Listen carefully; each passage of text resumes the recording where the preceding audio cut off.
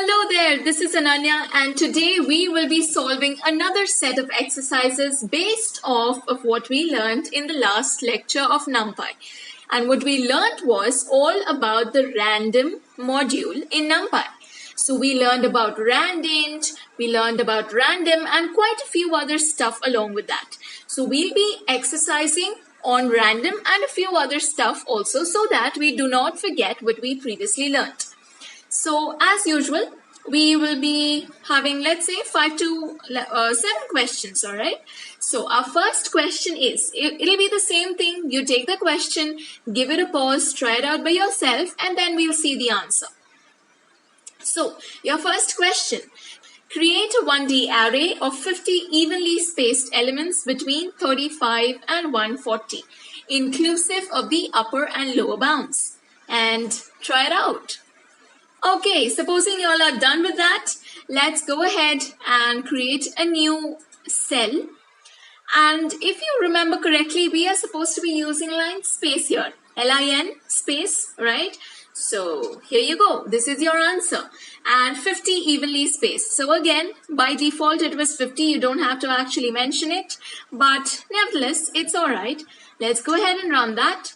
And there you go. You have 50 elements, including 35 and 140. So let's remove this and try it out. Again, obviously, as I said, that's by default. You will get 50 elements. I hope you all got that right. Let's move ahead. Now, second question. Pretty simple, all right?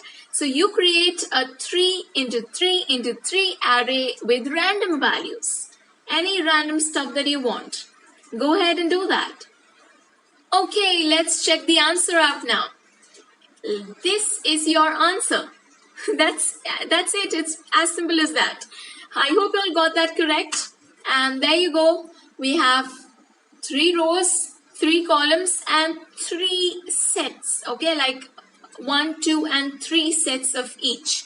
All right. So this is done. Let's move ahead. I hope you all are doing everything well. Third question.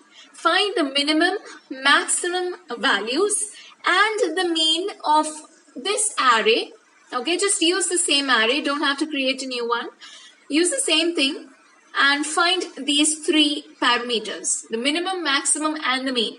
And your time starts now. So this was just about using a few specific functions that does the work for you. And let's go ahead and show that to you all. And there you go. You have your same previous array, right? And you call x.min, x.max and x.mean on the array. Let's go ahead and run that. And there you go. You have the minimum value, maximum and mean. You want me to go ahead and print it for you all so that you all can actually verify it if you all want to. And there you go. You all have x and this is basically your mean, max and min values, right? All right. Now, shuffle numbers between 0 and 10, including the lower and upper bounds. Again, the trick is all about using a single function. Go ahead and do that. And hoping that you all might have guessed that, okay, let me make a wild guess. Is there something like shuffle? Well, there is something like shuffle. So we arrange a NumPy array and then we shuffle it. And when we run it, this is what you get. Okay? So you just get a random shuffling, right? Pretty nice. Fifth one, okay, just 2 more to go. Hang on. Create a random vector of size 15 and sort it in the ascending order. Pretty simple. Try that out. Okay, so I'm hoping y'all are having a pretty good practice of, getting to use the random module. And there you go. This is your answer. Just beautify it a little bit so that you understand what is being printed where. And vector of size 15. Let's make that 15. And there you go. That's it. You just call the sort function. Okay, so first we have the x getting printed out, right? That is our original array. Okay, and next you have it being sorted to you. 0.006 being the smallest, 0.86 being the highest, right? Again, pretty simple. Second last, okay? Check if two random arrays are equal or not. Now, this you might not know or might know, but here's the thing. You don't have to write your own logic like you would have done in Python, but in NumPy, you have a function doing the task for you. So maybe if you want, go ahead and check out the net a little bit. You will get it, okay? So go ahead. And let's see how we can go about it. I have two random integers of arrays, okay? Any random numbers, 0 to 10. And what I do is apply the all close function, okay? All close on x and y. So when you run this, again, as I told you, you've got to be using a function here. So there we go. It has to be false because again, this is a random, right? And hence, we're not going to get the same thing. So do you think we can make it same? Remember we learned something called seed? Do you think that'll work here? Well, that's your task to find out. Now, the last question of the day, a little confusing, a little here and there stuff to learn, but trust me, you're going to like it. And here are your hints. But firstly, let's come to the question. Find the most frequently occurring value in an array. And your hints are to use these two functions. Bin count, basically binary count, and argmax. And you have the definitions here. Read it out, understand, and try and implement it. I'll come back with the answer. Okay, so not sure whether you got it or you didn't get it or you did a little bit of research, but never mind. Here you go. It's as simple as that, but we're not going to run it right away. Let me first explain it for everybody. Maybe you got it or didn't, as to what bin count and argmax actually do. Let's go ahead and first implement bin count. I have this array x. Okay, let me just go ahead and copy it and let's create a new cell. What I want to do is I want to print out this entire thing. Okay, let's take this and I'm going to remove argmax for now because I don't want to look into that aspect for the moment. Now let's see what we get on running this. There you go. You have an array of random integers of 20 digits altogether. Okay, so 0 to 10 and 20 numbers. Now what you get is an array. Now if you try and correlate, you're basically not going to understand anything.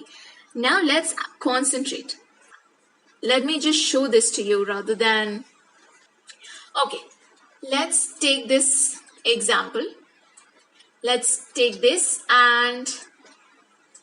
Alright. This is our array that we got after applying binary count, right? And how do we start off with any, let's say, array? We start off from 0, right? So 0, then we have 1, 2, 3, 4, 5, 6, 7, 8, and 9. Now you can try and figure out as to what exactly is happening. 0 occurs 3 times, hence 3 here. The number 1, this is based on all that was provided by you, okay, the array provided by you. 0 occurs 3 times, hence 3. 1 occurs 1 time, hence 1. 2 is not present at all, hence 0. 3 occurs once, and so on. Lastly, 9 occurs 4 times, hence 4. 8 occurs 2 times. You'll see the match now as to how exactly binary count works. And that's basically it. You go from 0 to 9, since we are creating an array of only 10 in random integers. And the number of times a digit occurs gets placed in its exact position. So number of times 2 occurs gets placed in position 2. So 0 occurrences of the number 2. That's basically it. That's how it works. Now after we get this, we need to apply argmax on it. Now what does argmax do? There you go. It returns the indices of the maximum element of the array. Let's go ahead and run the actual solution to it. So you see, you are returned 4.